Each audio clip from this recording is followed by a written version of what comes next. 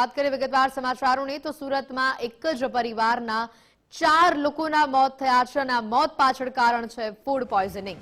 કામરેજના અશોક કલસરિયાની 5 વર્ષની દીકરીનું પણ તેના કારણે મોત થયું છે। ઈશ્વર કૃપા શીતલ રેસ્ટોરન્ટમાંથી શાકની ખરીદી કરી હતી અને શાક ખાધા પછી વહેલી સવારે પરિવારના લોકોને પેટમાં દુખાવો પડ્યો। બાળકીની તબિયત અત્યંત ગંભીર બની જેને હોસ્પિટલ તાત્કાલિક ખસેડાઈ। ફૂડ પોઈઝનિંગથી બાળકીનું મૃત્યુ થયું હોવાનો આક્ષેપ કરવામાં આવી રહ્યો છે। બાળકીના મૃતદેહને સ્મીમેર હોસ્પિટલ ખાતે ખસેડવામાં આવ્યો છે। બાળકીના મોતના સાચા કારણની તપાસ પણ હાથ ધરવામાં આવી છે। આ બાળકી કે જેની તસવીર આપ જોઈ રહ્યા છો, આ બાળકીનું મોત ફૂડ પોઈઝનિંગના કારણે થયું હોવાનું પરિવારનું રટણ છે।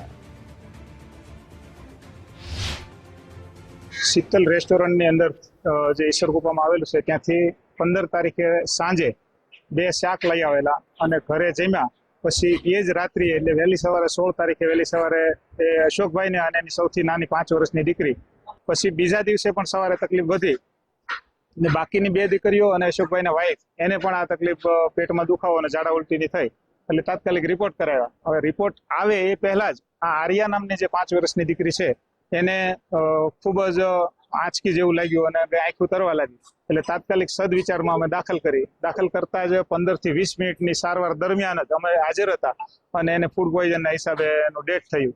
સાથે અન્યાય થયો, અશોકભાઈને પરિવાર સાથે અન્યાય થયો, તેને ખૂબ ન્યાય મળવો જોઈએ। જે ઘટતું ઘટતું હોય તંત્રને અપીલ કરીએ છીએ। અને અશોકભાઈના વાઇફ ગણીએ તો ગઈકાલે સિરિયસ હતા, જ્યારે એને આ ખબર પડી કે આવું થયું છે તો એ પણ અત્યારે હાલ સિરિયસ છે અને 4 પેશન્ટ સદવિચાર મુક્તિધામના ઢાળ પાસે હોસ્પિટલ છે તેમાં એડમિટ છે। સુરતમાં એક જ પરિવારના 5 લોકોને ફૂડ પોઈઝનિંગ થયું હતું અને પૈકી 5 વર્ષની માસૂમ બાળકીનું ફૂડ પોઈઝનિંગના કારણે મોત થયું હોવાના ગંભીર આક્ષેપ પરિવારજનો તરફથી કરવામાં આવ્યા છે। શું છે સમગ્ર મામલો? પરિવારના સભ્ય આપણી જોડે મોજૂદ છે, સીધી વાત કરીશું તેમના જોડે। આપનું નામ? બાબુભાઈ કલસરિયા સાહેબ। શનિવારે રાતે 7 વાગ્યે શીતલ રેસ્ટોરન્ટ ઈશ્વર કૃપામાંથી આ પરિવારે 2 સબ્જી ખરીદ્યા હતા।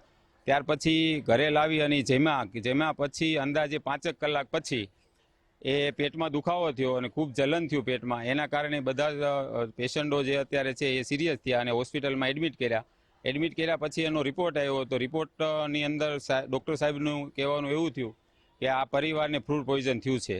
ત્યાર પછી ગઈકાલે એક 4 વર્ષની માસૂમ બાળકીનું ડેથ થયું છે। હાલ અમે સ્મીમેર હોસ્પિટલમાં ઊભા છીએ અને 4 વર્ષની દીકરીનું ડેથ થયું છે અને બીજા 4 પેશન્ટો એ સદવિચાર હોસ્પિટલમાં દાખલ છે। અમે તંત્ર પાસે, મીડિયા પાસે અને આરોગ્ય વિભાગ પાસે એવી વિનંતી કરી કે આ પરિવારને ન્યાય મળે। પરિવારમાં કોણ કોણ છે, શું નામ છે, ક્યાંનો રહેવાસી છે અને ક્યાંથી શું ખરીદ કરવામાં આવ્યું? પરિવારમાં ટોટલ 5 સભ્ય છે। એક અશોકભાઈ કલસરિયા છે, એમના વાઇફ જ્યોત્સનાબેન છે, એમની 3 દીકરીઓ છે। એનું મૂળ વતન રાજુલા તાલુકાનું બાબરિયાધાર ગામ છે, અમરેલી જિલ્લાનું। હાલ એ રણુજા સોસાયટીમાં રહે છે અને બધા જ પેશન્ટો હાલ એડમિટ છે। શાક ક્યાંથી ખરીદ્યું? શાક શીતલ રેસ્ટોરન્ટ ઈશ્વર કૃપા વરાસા રોડ ઉપરથી ખરીદેલું છે।